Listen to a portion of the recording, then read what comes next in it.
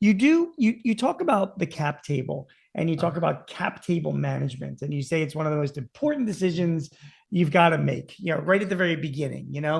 What do you mean by cap table management? What do you mean by dead equity? Oh, it's such a great question. Thanks, Gene. The decisions you make at the beginning of your journey Mm, have an outsized impact at the end of your journey around equity. mm, Who gets what? And many entrepreneurs, especially inexperienced first time entrepreneurs, when they start businesses for the first time, tend to be much more liberal and give away equity. And so, debt equity is equity that's being held by people who are not actively participating in the company at the time. So it could be a co-founder who left. It could be some executives who are no longer there. It mm, could be an advisor that you gave shares to who really didn't add value. mm. And when there's a sale, there's something called a waterfall distribution of assets, which is just a fancy term for saying who gets what. When the company gets sold, how do we decide who gets paid what? And in my world, in the technology world, oftentimes there are preferred shares and common shares.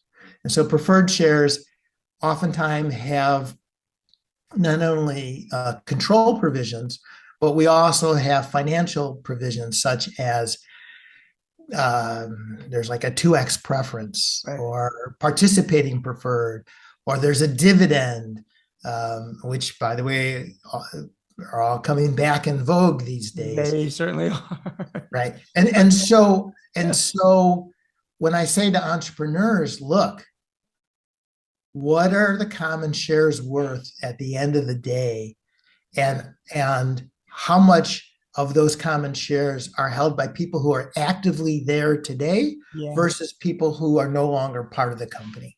Got it. Got it. And you want to think about that early on. I'm assuming. I mean, right at the and that's not just at the outset of selling your business, but at the outset of forming your business. That's I have right. so many clients that I just wrote a piece on this for the Philly Inquirer about just common buy sell agreements when you have more than one partner, and how Right. few startups actually have those in place. So I teach a class at Kellogg at Northwestern, and I tell my students, are you now part of the greater Achler family?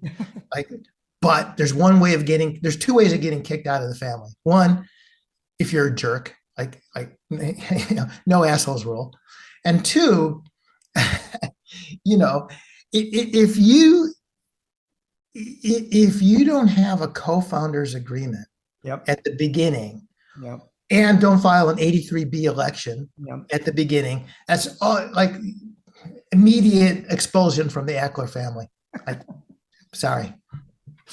It's true. It's just it's a roadmap to follow, and that so that And again, I guess again for if you're listening to this, you're watching this. Maybe you're just a privately held business. Maybe you're a family-owned business. Cap table management is no different than making sure you've got your cap table under control. And usually that's done through a buy-sell agreement. Usually that is Right. at the outset determined on what happens if somebody gets hit by a bus, gets divorced, gets arrested, gets fired, dies. It's just a roadmap, to follow. And to follow that roadmap, you need to make sure that you've got all of your shareholders in place.